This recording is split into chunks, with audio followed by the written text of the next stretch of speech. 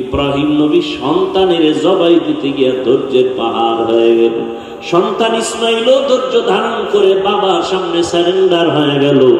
আল্লাহ তাকে কামিয়ে বিধান করলেন। হাজেরা নবীর স্ত্রী, ইসমাইল নবীর মা যখন জঙ্গলে মক্কার কিনারায় রেখে আসছেন, হাজেরা শুনছে আল্লাহর অর্ডার, কয় স্বামী আর কোনো দুঃখ নাই, আল্লাহ যাতে রাজি আমি হাজেরাও তাতে রাজি। স্ত্রী ডাক দিয়ে কয় স্বামী আমার, আল্লাহ দেওয়া সন্তান আমাদের কাছে ছিল আমানত, গতকাল আমার সন্তান আল্লাহ নিয়ে নিয়েছেন, আল্লাহর সন্তান আল্লাহ নিয়ে নিয়েছেন। এই কথাটা বলতে না বলতে স্বামী একটা চিৎকার দিয়ে হুঁশে পড়ে গেল। হুঁশে আসার পরে বলে, ও বিবি, আল্লাহ সন্তান দিছেন, নিয়ে গেছেন, এ নিয়ে আমার কোনো প্রশ্ন নাই, দুঃখ নাই, কিন্তু আমি আশ্চর্য হয়ে গেলাম, তুমি একটা নারী হইয়া এই পরিমাণ ধৈর্য ধারণ কেমনে করেছো? আমার নিশ্চিত হয়ে গেছে, আমি নিশ্চিন্ত হয়ে গেলাম, নিশ্চিত জেনে ফেলেছি কোরআনের আইন অনুযায়ী তুমি সাবিরিনদের কাতারের সফিনা হিসেবে জান্নাত পাবা। আমারে ওয়াদা দেও, আমারে নিয়ে যাইবানি। কেমন বিবি পাইলা, কেমন বিবি স্বামী পাইলা, কেমন সন্তান? নিমক হারাম কপাল পরারে কেমনে বুঝায়? স্বামী আর স্ত্রী দুইজন ছাড়া আর কেউ নাই, নতুন বিয়া, দুইজন আর খাওন কোন রকম চলে, একরকম চলে, বুঝেন? যখনই আল্লাহ একটা সন্তান দিছে, রিজিকের বরকত বেড়ে গেছে। কি রিজিকের বরকত বেড়ে গেল, সন্তান আর একটা হয়েছে, রিজিক আরো। বুঝেন বুঝেন, দুইজন ছিলেন তখন টান টান ছিল না, খাওয়ান দাও, সন্তান একটা বাড়ছে, টান বাজছে, আরো বরং শুরু হয়ে গেছে খাওয়ান, ঠিক না? বরকত বাড়ছে, সন্তান আরো বাড়ছে, আরো বরকত শুরু।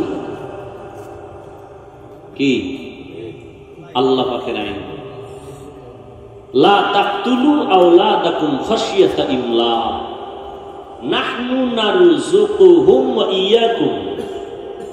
এই সন্তানের বাবারা, সন্তানকে হত্যা করিও না রিজিকের ভয়, কারণ আমি ওদের রিজিক দেই, তারপরে তোমাগো দেই। ওদের দেই, তারপরে তোমাকে দেই। তোমরা ওদের কারণে খাও, তোমার কারণে ও খায় না। এই মেজবান, মেজবান তো বুঝেন, মেহমান দেখা মনে কষ্ট নিবি না। মেহমান তোরটা খায় না, ওর কপালে যেটা বরাদ্দ ওইটা খায়। ধৈর্য না থাকলে কোনোদিন পাশ করা যাবে না। ইবাদতের বেলায় ধৈর্য, মুসিবতের বেলায় ধৈর্য, গুনাহের বেলায় ধৈর্য, তৈরি হয়ে যাও। আমার নবী ধৈর্যের পাহাড় হয়ে গেলেন। ধৈর্য বড় দামি এক সম্পদ। আল্লাহ বলেন, আমি ধৈর্যের মাধ্যমে তোমার থেকে 5টা পরীক্ষা নিব। 1 নাম্বার ভয়। ইমাম শাফিঈ রাহমাতুল্লাহ আলাইহি বলেন, ভয় দ্বারা এখানে উদ্দেশ্য হলো আল্লাহর ভয়। কার ভয়? আল্লাহ। বান্দারও ভয় আছে, বান্দার পক্ষ থেকেও কি আছে?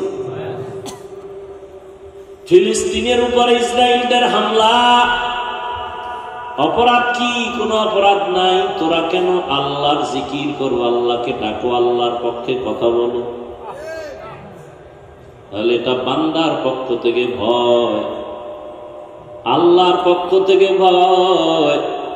দাড়ি রাখলে আল্লাহ খুশি, দাড়ি কাটলে আল্লাহ বেজার, কিন্তু আত্মীয় স্বজনরা খুশি। এখন তুমি দাড়ি কাটিয়া কি আত্মীয় স্বজন খুশি রাখবা নাকি আল্লাহরে খুশি রাখবা? পরীক্ষা। ধৈর্য থাকলে পাশ করা সম্ভব, ধৈর্য যদি না থাকে পাশ করা সম্ভব না। পর্দা করলে আল্লাহ খুশি, আত্মীয়রা বেজার। এখন কি তুমি আত্মীয়র কথা মাইনা বা আত্মীয়তা সুইটা যাওয়ার ভয়ে তুমি পর্দা বাদ দিবা, নাকি জাহান্নামের আযাবের ভয়ে তুমি পর্দা করো? এটা পরীক্ষা, আল্লাহর ভয়। আর কে দারাত खौफे हक दर दिल मदाम जन्नतुल मअवा देहत ऊरा मकाम जुज़्बा हक चीज़े मखाज़ इंसुजा फज़ले बुआ मस्ते दर जुमला जहां। एक नंबर अल्लाहर भय, ধৈর্যের সাথে তুমি কামিয়াব হওয়ার চেষ্টা করো। আল্লাহর ভয়। ওমরে ফারুক রাদিয়াল্লাহু তাআলা, এই মেয়ে কথা কোন কি হইব? না পারলেও তো বলবেন পারি না। পারি না বললে কি আর আমার সভাপতি টিকে? সভাপতি যদি গাই না সব আমি আত্মাইয়া তো পারি না, তার খায় নেতাগিরি। অতএব ভুল নামাজ আজীবন করবে, তারপরও শিখবে না, ছোট হবে না। আছে না? ওমরে ফারুক রাদিয়াল্লাহু তাআলা আনহা, পুরুষ একজন সাহাবী, পুরুষ অনেকজনকে বলে সাহাবা। রাদিয়াল্লাহু তাআলা আনহু, মহিলার বেলায় হলো আনহা।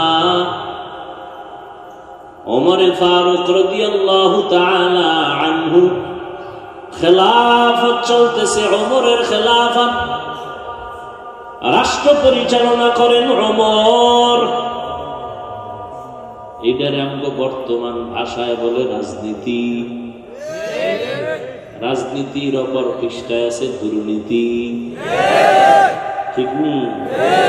এমন রাজনীতি কোরআনেও নাই। মদিনার নবী রাজনীতি করছে, এটা কোরআনে আছে, এটা হাদিসে আছে, নাই? সুলাইমান নবী গোটা দুনিয়ার রাষ্ট্র পরিচালনা করছেন, রাজনীতি করছেন। সূরা নমলের মধ্যে আল্লাহ ঘটনা বয়ান করছেন, সুলাইমানের রাজনীতি এত কঠিন, জিনেরা পর্যন্ত তার গোলাম। উড়ন্ত পাখি সুলাইমান নবীর গোলাম। গর্তের পিপিলিকা পয়গম্বর সুলাইমানের কথায় চলে, আর আমরা বউয়ের কথায় চলি। বউ যদি কয় দাড়ি কাটো, বলে ঠিক আছে। নেতায় যদি বলে নামাজ এখন লাগবে না, লাগবে না। ইউসুফ আলাইহিস সালাম মিশরের অর্থমন্ত্রীর দায়িত্ব পালন করেছেন। মিশরের মধ্যে কঠিন থেকে কঠিন, কঠিন থেকে কঠিন, কঠিন থেকে কঠিন দুর্ভিক্ষ 7 বছর।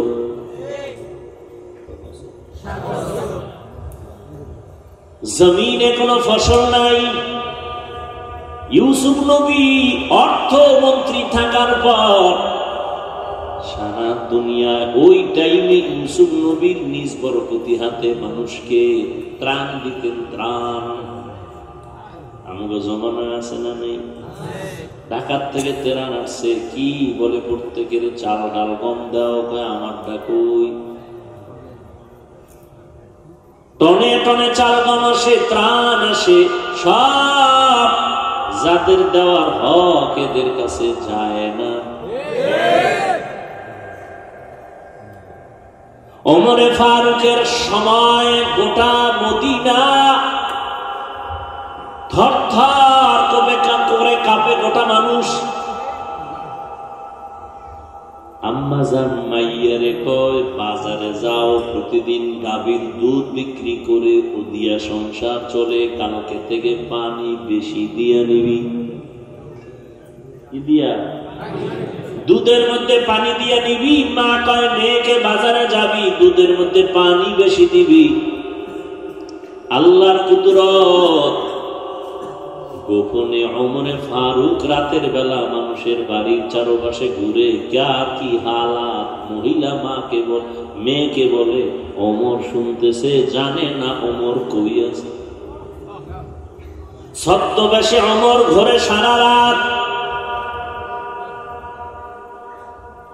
মানুষের বাড়ি ঘুরে ঘুরে খবর নেয় গোপনে কি হালাত। কার ভয়? মা বলে কন্যা সন্তান, বাজারে দুধ বিক্রি করতে নিয়েও পানি বেশি দিও। এটা সম্ভব না, ওমর জানলে চামড়া থাকবে। মা বলে ওমরে কি দেখবেনি? ওমর কই? ওমর কই? মেয়ে বলে মা ওমর দেখবেনি। আরে মা বলে ওমর দেখবেনি, মেয়ে বলে ওমর যদিও দেখবে না, ওমরের আল্লাহ তো দেখবে।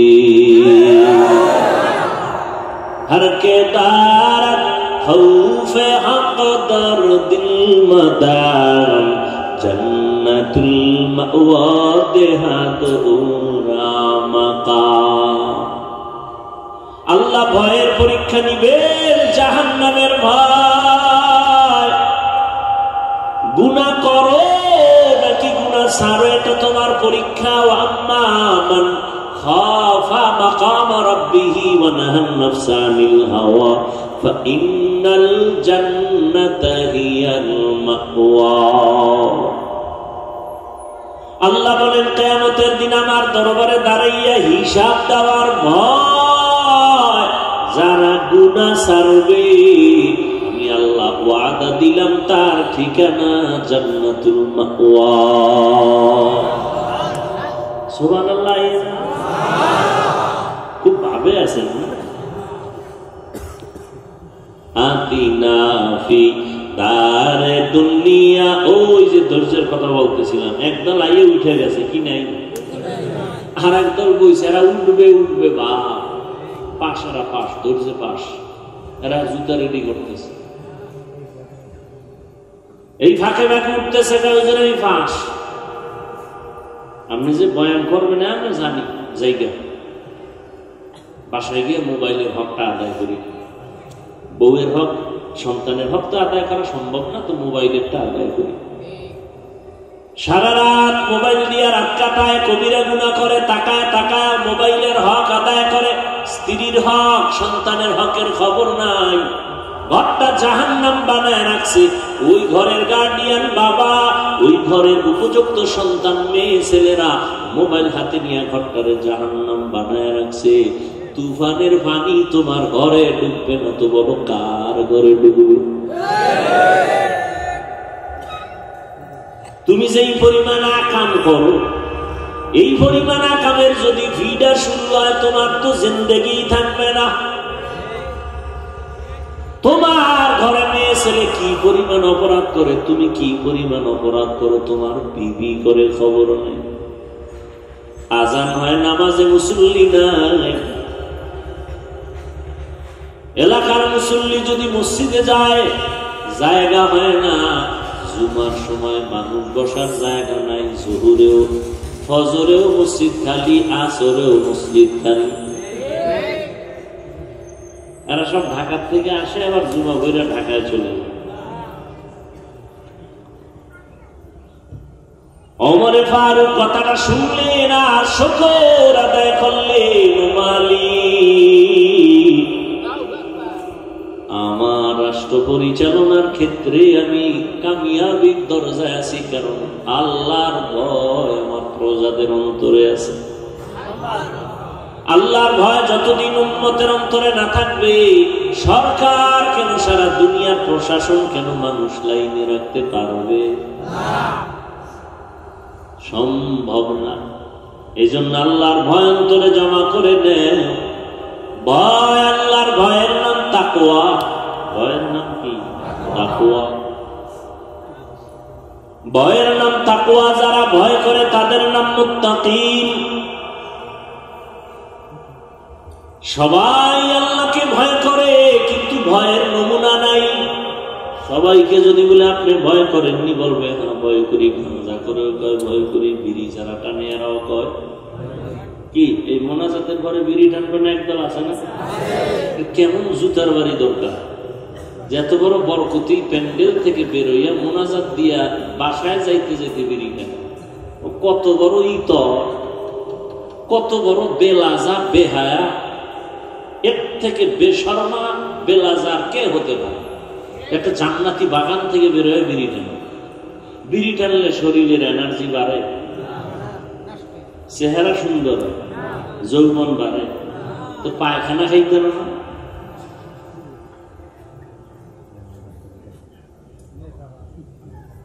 ও বেহায়া, ও নির্লজ্জ, কোরআনের বাগান থেকে মোনাজাত দিয়ে বের হয় বিড়িটা ধরাও, ভয় লাগে না?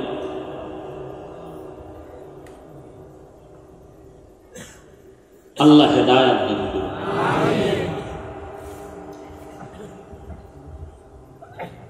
ভাইরা আমার, আল্লাহর আযাবের ভয়ের নাম তাকওয়া। সবাই আল্লাহকে ভয় করে, নমুনা কি? মোনাজাতের ঘরে বেরি কি তাকওয়া। এই জন্য বেশি বেশি জিকির করার নাম তাকওয়া না, নামাজ পড়ার নাম তাকওয়া না, তেলাওয়াত করার নাম তাকওয়া না, বেশি বেশি পাগড়ি পরার নাম তাকওয়া না, বেশি বেশি তাহাজ্জুদ পড়ার নাম তাকওয়া। তাকওয়া মানে হলো গুনাহ থেকে বেঁচে থাকার নাম তাকওয়া। আপনি 1000 টাকার তসবিহ টানেন আর আপনার ফলায় গ্রামীণ ব্যাংকের ম্যানেজার। হ্যাঁ, আপনি মসজিদের বারান্দায় তসবিহ টানেন আর আপনার উপযুক্ত মেয়েটা রাস্তা দিয়ে বেপরদায় যায়, সবাই সাথে দেখা সাক্ষাৎ করে, কি লাভ হবে আপনার এই তসবিহ টানায়? এজন্য বেশি বেশি ইবাদত করার নাম তাকওয়া না, গুনাহ থেকে বেঁচে থাকার নাম হলো তাকওয়া। এজন্যই তো আমাদের মুরব্বীরা বলে, নেক আমল করতে পারো বা না পারো, গুনাহ করো বা না, এর নাম তাকওয়া। নেক আমল করতে পারি বা না পারি, কি করবো না, এর নাম তাকওয়া। কারো গুণগান করতে পারি বা না পারি, কারো বদনাম করবো না। কারো উপকার করতে পারি বা না পারি, কারো ক্ষতি হুয়াতে নে কি নাদারি বদনকুন বরওজুদে খুদ সতম বেহদ মকুন হক নদারত দোস্তে খলকা জারেরা নিস্তে ই খসলত একে দিনদারেরা। 5টা জিনিসের মাধ্যমে আল্লাহ পরীক্ষা নিবেন। 1 নম্বরে কি গেছে, ভুলে গেছে? 1 নম্বরে কি? আল্লাহ পরীক্ষা নিবেন 5টা জিনিসের মাধ্যমে। 1 নাম্বার হলো আল্লাহর ভয়। পাস করার জন্য একটা পুঁজি লাগবে, কি?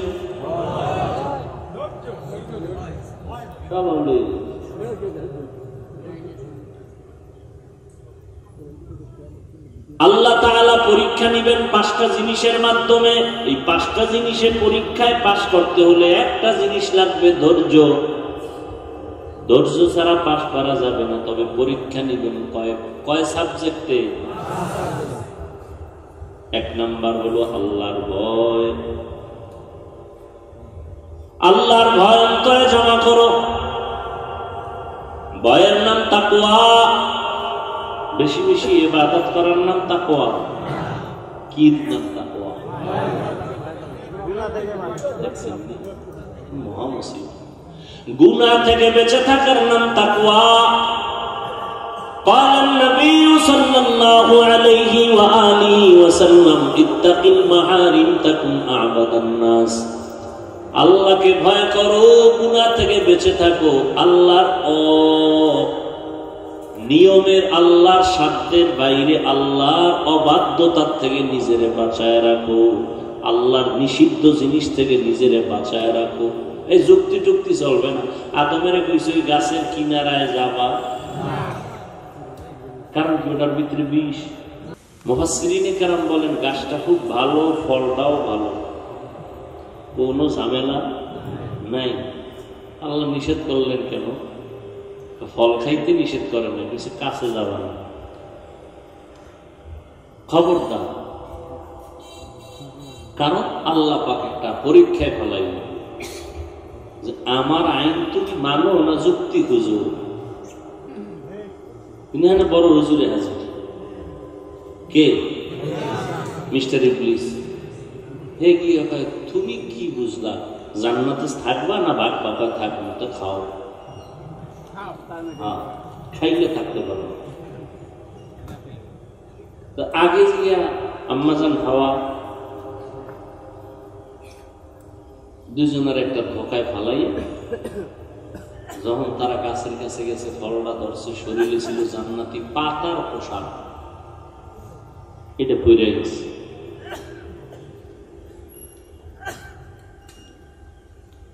আল্লাহ একটা বিধান কায়েম করলেন, সব খাও, হালাল হালাল হালাল খাও, যা পাও খাও, যা পাও খাও, তবে একটু খবরদার, খুঁজবা আমার কোনো খাওয়ার ক্ষেত্রে নিষেধাজ্ঞা আসেনি, খুঁজবা না যুক্তি।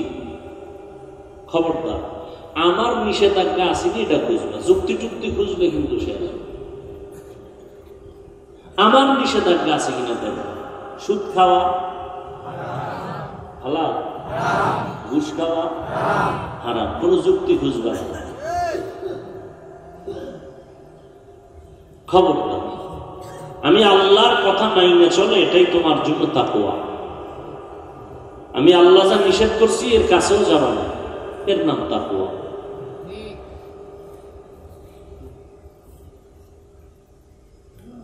আল্লাহর ভয় অন্তরে জমা করে গুনাহ থেকে নিজেরে বাঁচাও, এর নাম তাকওয়া। দ্বিতীয় পরীক্ষা আল্লাহ পাক বলেন ক্ষুধার মাধ্যমে পরীক্ষা। ইমাম শাফিঈ রাহমাতুল্লাহ আলাইহি বলেন এখানে ক্ষুধা মানে হলো রোজার মাধ্যমে পরীক্ষা। অনেক কুলাঙ্গারের বাচ্চা এই রোজায় দেখা গেছে রোজা রাখে নাই, মুসলমান, চায়ের দোকানে বয়ে বয়ে কইছে আমার ঘরে কি ভাতের অভাব, আমি রোজা রাখবো কেন? এমন কুলাঙ্গারের বাচ্চা নাই?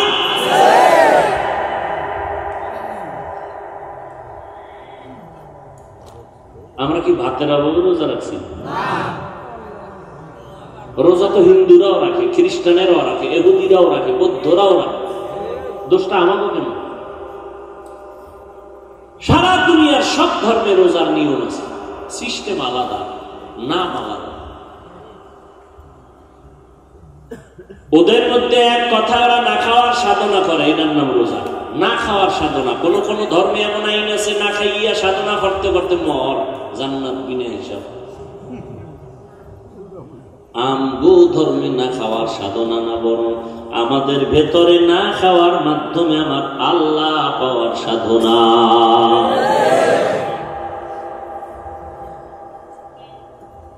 এরপরে রোজা হলো শরীরের জন্য মহা ঔষধ।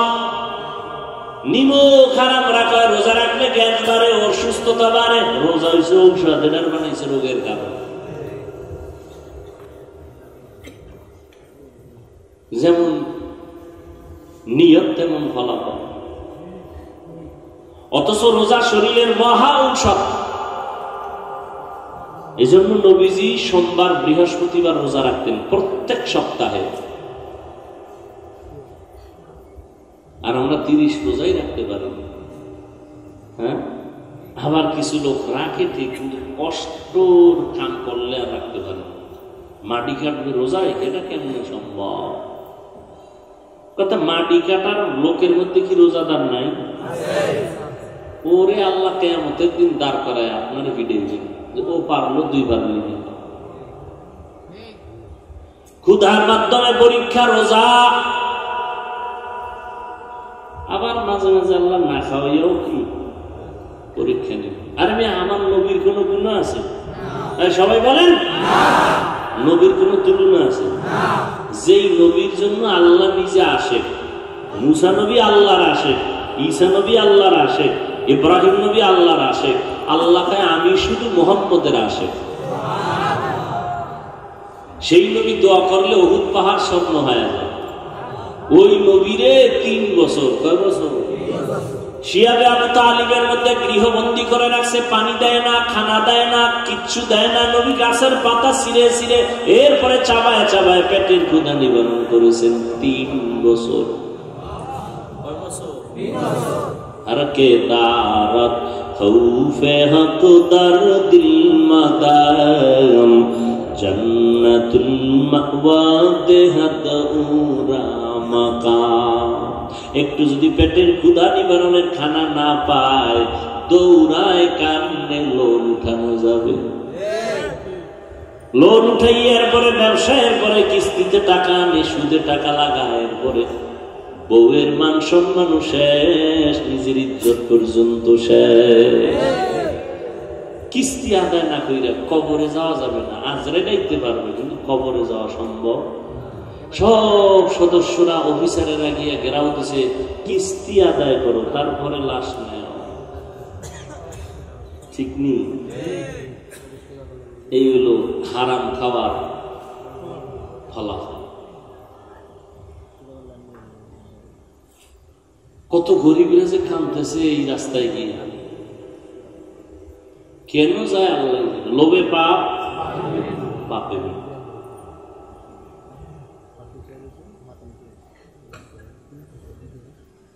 বেশি টাকা না হইলে চলা যায় না।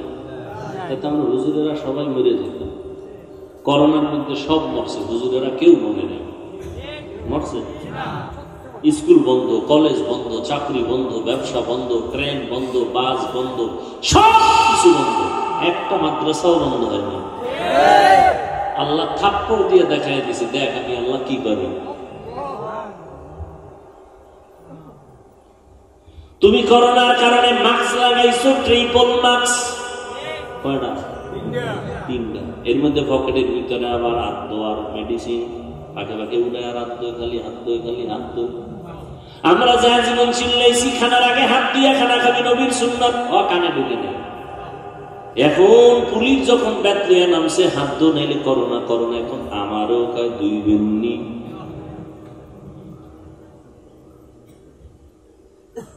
মাস্ক লাগাইয়া চলছো করোনার ভয়। আর ওই সময় আমার দেশের টুপিওয়ালা আলেম হুজুরেরা করোনার লাশগুলো কাঁধের মধ্যে নিয়ে গোসল করাইয়া, কাফন পরাইয়া, জানাজা পড়াইয়া কবরে রাখছেন। একজন হুজুরেও করোনায় মরে নাই। তোমার আর কেমনে বুঝাবো? খোদায় যদি বুঝ না দেয় আর উপায় কি?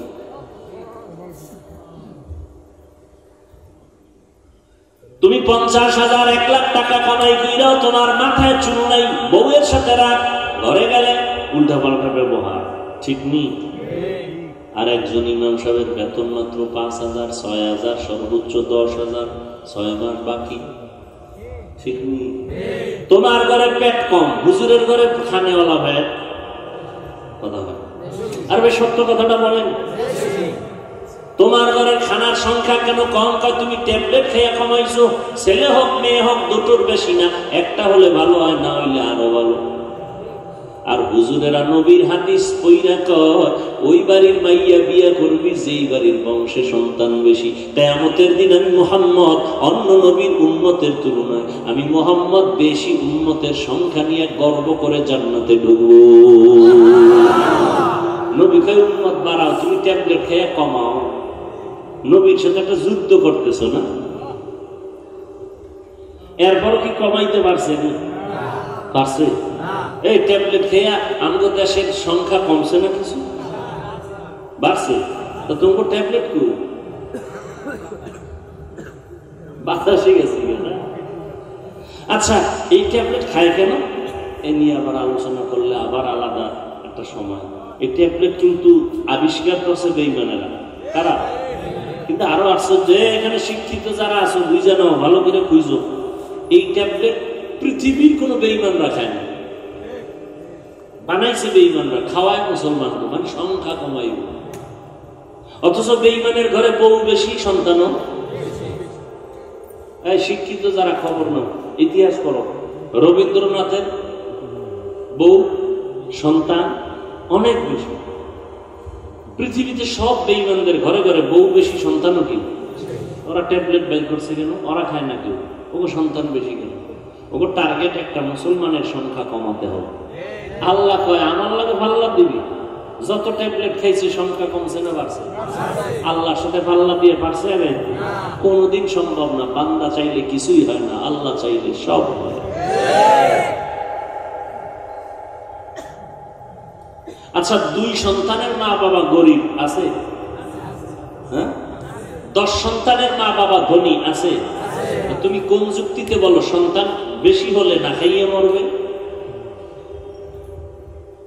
খাওয়ায়া না খায়া থাকা, খাইয়া থাকা, এটা সংখ্যার উপরে, মানুষের জনসংখ্যার উপরে নির্ভর না।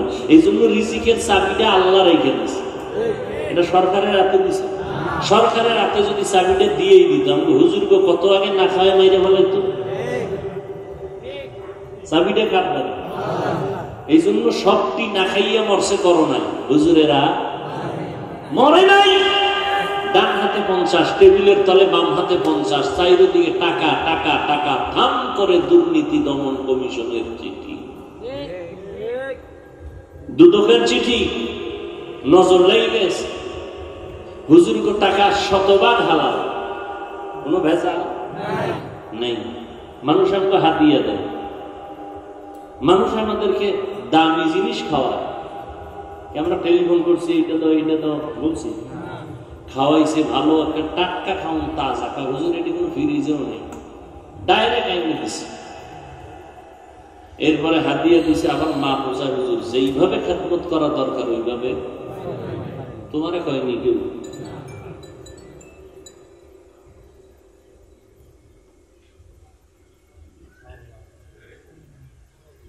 নাস্তিক্য মাথা গরম, হুজুরকে টাকার হিসাব লও, মানে ওই যে কথা আছে না, যারা শয়তানে ধরে কাম থুইয়া আকাম করে, যারা শয়তানে ধরে কাম থুইয়া আকাম করে। নিজের মাইয়ে বলা ঠিক মতো নামাজ পড়ে না, ইমাম সাহেব পাগড়ি বান্ধেন, এটা বড় দোষ। ইমাম সাহেব কেমন ইমাম রাখছেন, পাগড়ি নেই। এখন ওরা যদি কানের উপরে একটা থাপ্পড় দিয়ে কইতো তোর দাড়ি কই, এখানে যুক্তি দেন, মরার সময় দাঁড়িয়ে আসেননি, আরে দুনিয়াতে আসার সময় দাঁড়িয়ে আসেননি, কথা দাঁড়িয়ে রাখবো কেন? এখন পরে আবার একটা থাপ্পড় দিয়ে তোর দুনিয়াতে আসার সময় দাঁত আসেননি, ছিল কোদাল বাইরে সবটি ভালো, মরার সময় দাঁড়িয়ে আসেনি না, এই জন্য রাখে না। তো দাঁত আছে না, রাখছো কোনো ভালো? যুক্তি দ্বারা বেঈমান হয়, আল্লাহ পায় না।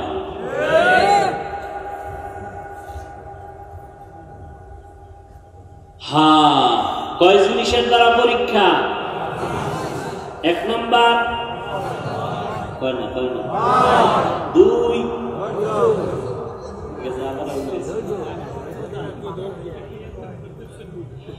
5টা জিনিসের দ্বারা পরীক্ষা। পাস করার জন্য পুঁজি লাগবে একটা, কি? ধৈর্য। 5 জিনিসের পরীক্ষার 1, 2 ক্ষুধা। কি ক্ষুধা? আল্লাহ মাঝে মাঝে কষ্ট দিবেন। নবীজি এই যে 3 বছরের ইতিহাস শুনেই না, গাছের পাতা ছিঁড়ে ছিঁড়ে খেয়েছে নবীজি। নবীজি তুমি কি? তুমি একটু সমস্যা হলেই গ্রামীণ ব্যাংক করি, আশা করি, আরো কত কিছু, এখন অভাব নেই। একটা চায়ের দোকান দেবে, হ্যাঁ লোন উঠাইতে গেছে, দাও কিছু টাকা দাও, আমি চায়ের দোকান দিব। 1 কাপ চা খাবা, আধা ঘন্টা টেলিভিশন ফ্রি, ফ্রির দেশ চলতেছে, ফ্রি বসে চা খাইব, রুটি খাইব, কলা খাইব, বাস টেলিভিশন দেখব। হায় হায়। 2 নম্বরে আল্লাহ ক্ষুধা। 3 নাম্বার হলো সম্পদের কোরবানি। ইমাম শাফিঈ রাহমাতুল্লাহ আলাইহি বলেন, এখানে কোরবানি সম্পদের মানে যাকাত। কি যাকাত? কিয়ামতের আগে বড় লোকেরা যাকাত দিবে না, মনে করবে এটা জরিমানা। অথচ আল্লাহর কসম, আল্লাহ বন্টন করার সময় ধনীর কাছে 100 টাকা দিয়ে গেছে, এই ধনী তুই 100 টাকা রাখবি, তবে এখান থেকে তুই মালিক হইলি 100 টাকার থেকে 97 টাকা আটানা, বাকি থাকে কত? হয় না 2.5 টাকার মালিক তুই না, কয় কে? কয় তোর পাশে আশেপাশে গরিব যারা, তারা 2.5 টাকার মালিক। গরিবের টাকা আমার দিছো, কয় এটার জন্যই তো তোরে হাদিয়া দিছি, তুই 2.5 টাকা এটা হাতে আমানত রাখবি, আর তোর এই জন্য হাদিয়া কত? 97 টাকা আটানা। তোমারটা আমার দাও, কেন হবে না? গরিবের 2.5 টাকা গরিবের দিয়ে দাও, তুমি দাও, আমার এটা একটা প্যাঁচ লাগাই দিলে কেন? গরিবের হাতে দিলেও রাখতে পারবে না। তুইও পারতি না, কিন্তু তোর যে 97 টাকা আছে বিদায় তুই কিছুদিন রাখতে পারবি, কিন্তু 97 টাকা বাড়ি দিয়ে ভইরে গেলি 2.5 টাকা ধরবি। এই জন্য আমি আইন করছি বছরটা শেষ হলেই দিয়ে যাবে। 97 টাকা শেষ করার মুহূর্তে দিয়ে ভালাবি, বছরে বছরে দিবি, বছরে বছরে দিবি। কারণ হজের মতো যদি হইতো জীবনে একবারে দিয়ে লাগবে, তাহলে 2.5 টাকা খাইয়া বেউস হয়ে যাবে। আরে বছরে বছরে আইন কইলেও 2.5 টাকা দেয় না, জরিমানা মনে করো। আর সাইনবোর্ড লাগায় সরকার সারা দেশে দারিদ্র বিমোচন করো, দারিদ্র বিমোচন করো। আল্লাহর কসম, আল্লাহর কসম, আল্লাহর কসম, যতদিন পর্যন্ত ধনীরা ঠিক মতো যাকাত দিবে না ততদিন পর্যন্ত দারিদ্র বিমোচন হবে না।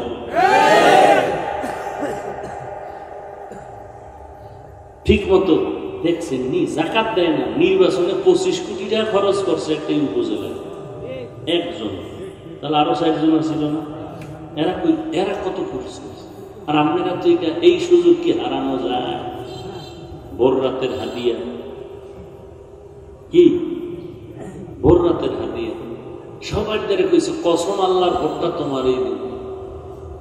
ভোট একটা বেচছে 6 জনের দ্বারা, খালি ভোর রাতের হাদিয়া পেয়েছে।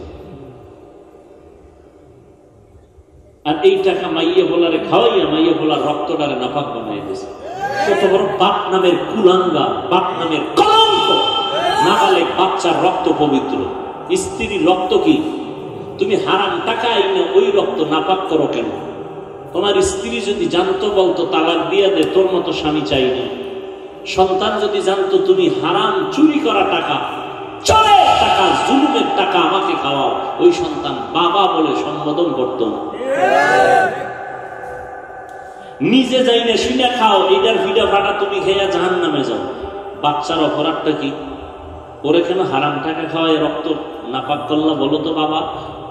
তুমি কি এই জন্য বাবা হইছো যে একটা অবশিশু তারে তুমি আর একজনের জুলুমের টাকা এনে খাওয়াইয়া বাচ্চার রক্তটা নষ্ট করতেছো? এটা তুমি বাপ হয়ে কেমনে পারলা? তুমি কিসের বাপ? হায়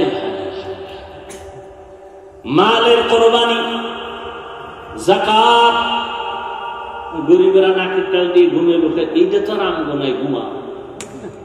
আল্লাহ কয় ওয়াল আনফুস, জীবনের কোরবানি। ধনীরা দিবে মালের কোরবানি, তুমি দাও জানের কোরবানি। ধনী বলবে এখানে মসজিদ বানাও, কত লাখ টাকা লাগবে? কয় 1 কোটি। কয় দিনাম। বানাইবে কে? গরিবের লাগাও, আমি ওর বেতন দিব, দৈনিক হাজিরা দিব, কাজটাও করবে, মাল দিব আমি, জান দিবা তুমি। এই কারণে ধনী মাল দিয়া জান্নাত পাবে, তুমি জানের কোরবানি দিয়া জান্নাত পাবো।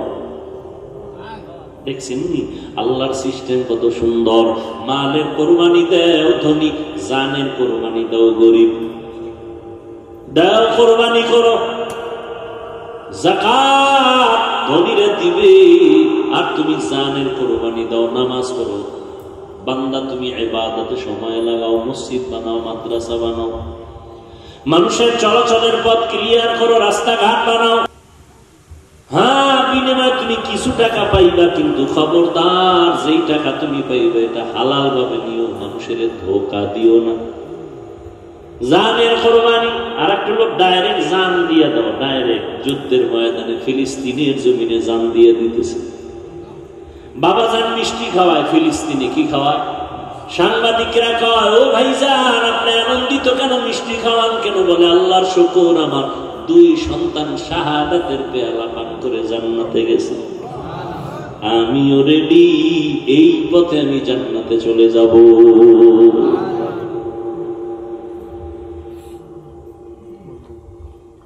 ও আল্লাহর বান্দারা, হারাম খাইয়া রক্তটারে নাপাক বানায় না, ঘরের বাচ্চাটার রক্ত নাপাক বানায় না, স্ত্রীর রক্ত নাপাক বানায় না।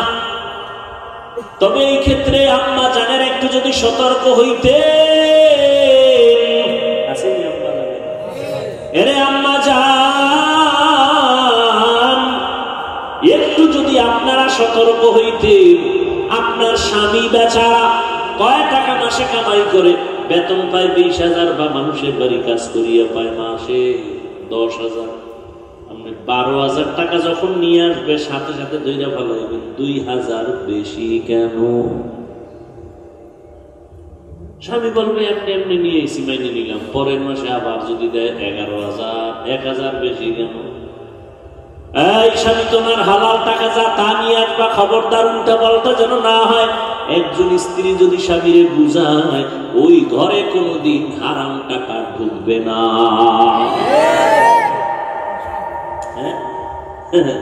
স্ত্রী কি হইয়া কইব নি? স্ত্রী চাইব স্বামীরটাও খাইবে, ডাইনে বামে আরো আনবে, স্বামী দেও দেও দেও। স্বামী গান সরাইয়া এরপর স্ত্রীর জন্য কাপড় আইনা দিছে, কত কষ্টে দিলের আনন্দ। ঈদ আসতেছে, এমন আল্লাহর বান্দি আছে স্বামীর চোখের সামনে ওটা ফালায় দিয়ে এটা একটা কাবু রইল, এটা কলা পাতা না কিনতে থার ভালো। অকৃতজ্ঞ দেন। হ্যাঁ, আবু বকর সিদ্দিক রাদিয়াল্লাহু তাআলা কষ্ট হইতেছে। কষ্ট আমার, আমরা যে কুত্তার মতো দৌড়ে, কুত্তা এরকম দৌড়ায় না। আপনি সারা জীবনের কষ্ট আর আমাদের এক রাতের কষ্ট। বয়ে বয়ে তো মোস্তাওয়ায় বহুত কথা কন। আমগুলোকে ঘুরবেন, সাহস আছে 2 দিন। হসপিটাল ছাড়া হুশ করা যাইবে আমাদের। কালকে বয়ান করছি তালতলি, আবার ঢাকায় গেছি, আবার সেখান থেকে এসে আবার ঢাকা, এরপরে 2 ঘন্টা চিল্লার। কি ভাবছেন কি? একবারে বলে চোর ঢুকছে, চোর রাতের বেলা একটা চোরকে চিল্লানি দিয়া এইবার মানুষের খুঁজতে যাইব, বেরোইব। সারাটা রাত্র দরজা দুইটা ধাক্কাইছে, সকালবেলা আলোতে দেখেছে দরজা পাইনে, জানলা দুইটা ঢালছে, এক চিক করে চান্দিয়া উঠে গেছে। আর আমাদের এক একটা চিৎকারের কারণে শরীরের 360টা জোড়ার মধ্যে আঘাত। কোন ডাক্তার আমাদের ঔষধ দেয় না, চিকিৎসা দেয় না। তোমরা রেস্টে থাকো না, ঠিক মতো ঔষধ খাও না, কি চিকিৎসা করো? আমি বললাম ডাক্তার দিলে দাও না দেও, আমরা তোমাদের ঔষধে চলি না, আল্লাহর রহমতে চলি। 12টা মাস 12টা মাস হজরের পরে, জোহরের পরে, আসরের পরে, মাগরিবের পরে, ফজরের পরে খালি দেয় একটু সময়। আপনারা তো খুব কষ্ট পান। আইলো আর গেল। আরে আমাকে যারা দাওয়াত দেয় এরা কি কয় জানেন না? মাত্র গিয়ে খালি মোনাজাতটা দিয়ে আইয়ে বইরেন, হুজুর তারপরে যাইবেন। উদ্দেশ্য কিছু টাকা পয়সা তো হইব, কালেকশন হইব, লোকজন আইব, আপনার অস্ত্র লাগবে না। তো কি করতে যাবো? আপনি খালি বইয়া একটু দোয়া করে দেবেন, খাস, আর কিচ্ছু লাগবে। এনার কথা যদি দোয়াটা ফিরে যেতে, দোয়া হইব না, আপনারা কি পরিমাণ বড় দোয়া দিবেন। কিন্তু দাওয়াত দেনেওয়ালা আকামরা ঘটাইছে কি?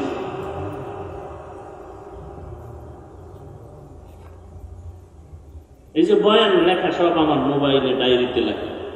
বয়ান কয়টায়? মাগরিবের পরে 45 মিনিট বয়ান করবো, হবে আধা ঘন্টা হলে চলবে। এটা আবার লেখছি, মোবাইলেও লেখছি, ডায়েরিতেও লেখছি। মাগরিব থেকে আধা ঘন্টা বয়ানের টাইম লেখা।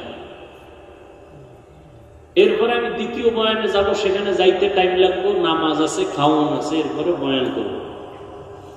আমি তো ওয়াদা ঠিক রেখেছি, আমি তো আল্লাহর সাথে বেইমানি করিনি। আমার সাথে যে ওয়াদা আমি সেটা ঠিক রেখেছি। কারণ আপনি যদি গালি দেন তাতে আমার আসবে কি আর যাবে কি?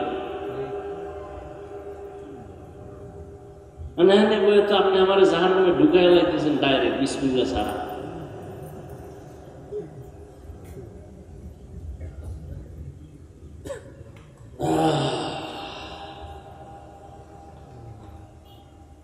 আবু বকর সিদ্দিক রাদিয়াল্লাহু তাআলা আনহু তিনি খেলাফতের দায়িত্ব, রাষ্ট্র পরিচালনা করেন। একদিন বিবি কয়, আমার মিষ্টি খাইতে মনে চায়। পুরা রাষ্ট্র কার হাতে? আর কথা না, বিবি কি চায়? আবু বকর বলে, মিষ্টি খাওয়ানোর মতো টাকা আমার কাছে নাই। আর 25 কোটি খরচ করছে নির্বাচন,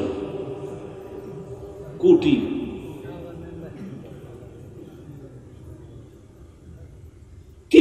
পরে স্ত্রী কিছু টাকা দিয়ে নেন, আপনার টাকা থাকবে না, এই টাকা দিয়ে মিষ্টি দেন। স্ত্রী কি আর যেমন তেমন, স্ত্রীও তো সেই স্ত্রী, স্বামীকে একটু পরীক্ষাই করতেছেন। এই টাকা নেন, এবার কই ভাইলা কি স্ত্রী টাকা দেয়, কই ভাইলা। স্বামী দিলে যদি স্ত্রী কয় কই ভাইলা, দুই ভাইলা যদি এক জায়গায় হয়, ওখানে আর হারাম টাকা ঢুকবে না। স্ত্রী কয় আপনি যে বেতন পান মাসে মাসে অর্থ মন্ত্রণালয় থেকে, আপনি রাষ্ট্র পরিচালনা করার কারণে যে বেতন পান, ওই টাকার থেকে অল্প অল্প জমা রাইখা এডি বানাইছে। এবার শুনেন আসল কথাটা, শুনবেন নি? আবু বকর কয় তাহলে তো আমার যে মাসের বেতন যা পাই, তাহলে এই টাকাগুলো আমার সংসারে লাগে না, তাহলে আগামী মাস থেকে এই টাকা কমায় নেব। তাকওয়া বুঝেননি?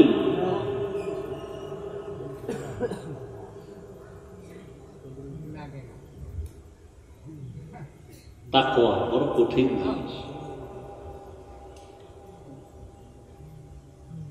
হ্যাঁ, কয় জিনিসের দ্বারা পরীক্ষা, কয় নাম্বার চলে?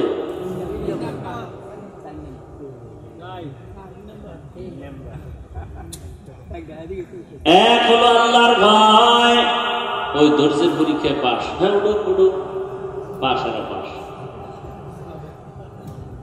যারা পাস আর উঠেন।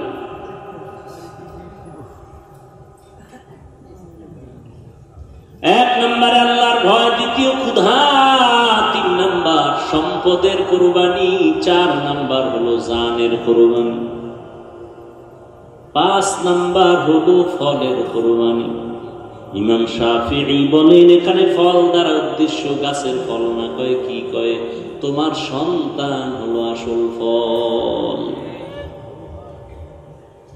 কোরআন শরীফে নারীদেরকে জমিন ফসল উৎপাদনের জমিন বলা হয়েছে, ক্ষেত হলো নারীরা, আর ওই নারীদের ক্ষেতের ফসল হলো সন্তান। আল্লাহ বলেন আমি সন্তান দিয়া পরীক্ষা নিব, ইন্নামা আমওয়ালুকুম ওয়া আওলাদুকুম ফিতনা, সন্তান দিয়া নিয়ে যাবেন, এটা তোমার জন্য বড় পরীক্ষা।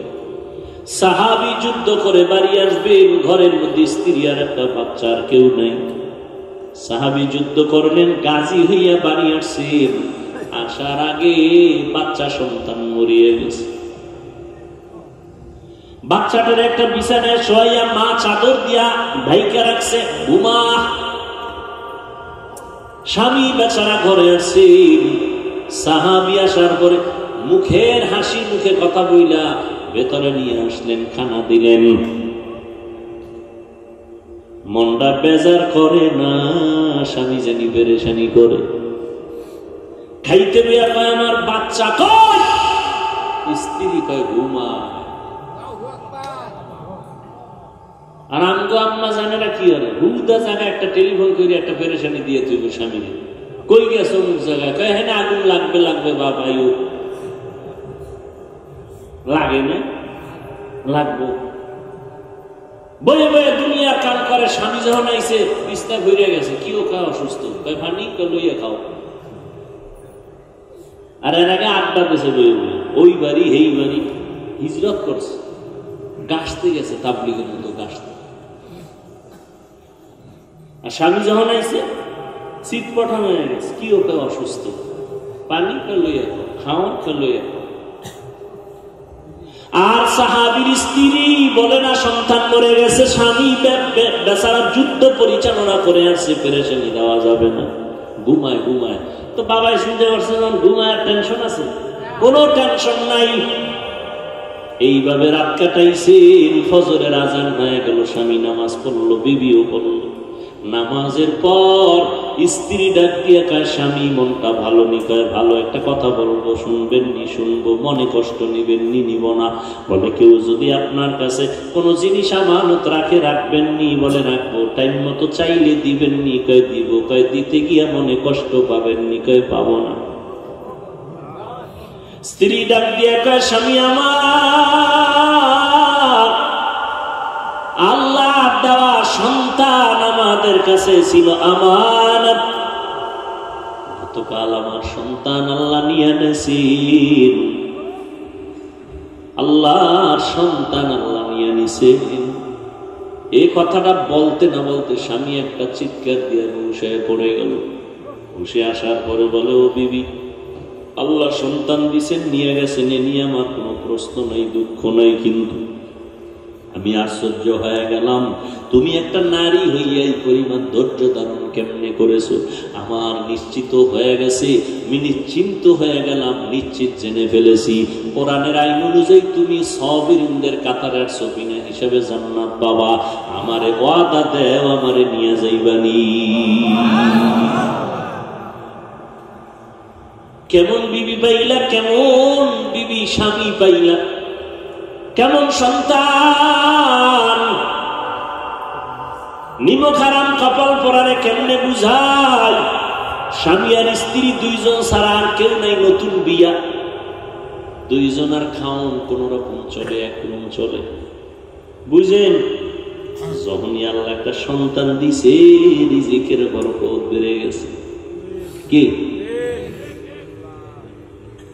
রিজিকের বরকত বেড়ে গেল, সন্তান আর একটা হয়েছে, রিজিক আরো। বুঝেন বুঝেন, দুইজন ছিলেন তখন টান টান ছিল না, খাওয়ান দাও, সন্তান একটা বাড়ছে, টান বাজছে, আরো বরং শুরু হয়ে গেছে খাওয়ান, ঠিক না? বরকত বাড়ছে, সন্তান আরো বাড়ছে, আরো বরকত শুরু। কি আল্লাহ পাকের আইন, লা তাকতুলু আওলাদাকুম খাশিয়াতা ইমলাক, নাহনু নারযুকুহুম ওয়া ইয়্যাকুম। এই সন্তানের বাবারা, সন্তানকে হত্যা করিও না রিজিকের ভয়, কারণ আমি ওদের রিজিক দেই, তারপরে তোমাগো দেই। ওদের দেই, তারপরে তোমাকে দেই। তোমরা ওদের কারণে খাও, তোমার কারণে ও খায় না। এই মেজবান, মেজবান তো বুঝেন, মেহমান দেখা মনে কষ্ট নিবি না। মেহমান তোরটা খায় না, ওর কপালে যেটা বরাদ্দ ওইটা খায়। ধৈর্য না থাকলে কোনোদিন পাশ করা যাবে না। ইবাদতের বেলায় ধৈর্য, মুসিবতের বেলায় ধৈর্য, গুনাহের বেলায় ধৈর্য, তৈরি হয়ে যাও। আমার নবী ধৈর্যের পাহাড় হয়ে গেলেন। ইব্রাহিম নবী সন্তানের জবাই দিতে গিয়ে ধৈর্যের পাহাড় হয়ে গেলেন। সন্তান ইসমাইলও ধৈর্য ধারণ করে বাবার সামনে সারেন্ডার হয়ে গেল। আল্লাহ তাকে কামিয়ে বিধান করলেন। অতএব হাজেরা নবীর স্ত্রী, ইসমাইল নবীর মা যখন জঙ্গলে মক্কার কিনারায় রেখে আসছেন, হাজেরা শুনছে আল্লাহর অর্ডার, কয় স্বামী আর কোনো দুঃখ নাই, আল্লাহ যাতে রাজি আমি হাজেরাও তাতে রাজি। এইভাবে জীবনটা চালাতে হবে ধৈর্যের সাথে। আল্লাহর কাছে তওবা করেন যাদের ধৈর্য নাই, আমরা ধৈর্য ধারণকারী। ও আল্লাহ আমাদের ধৈর্য ধারণকারীদের অন্তর্ভুক্ত বানায় দাও। ও আল্লাহ যত পরীক্ষা করবা পাশ করার তৌফিক আমাদের দান করো। আয় আল্লাহ গুনাহমুক্ত বানায় দাও। আয় আল্লাহ তোমার ভয় নিয়ে গুনাহ থেকে বাঁচার তৌফিক দান করো। আমিন।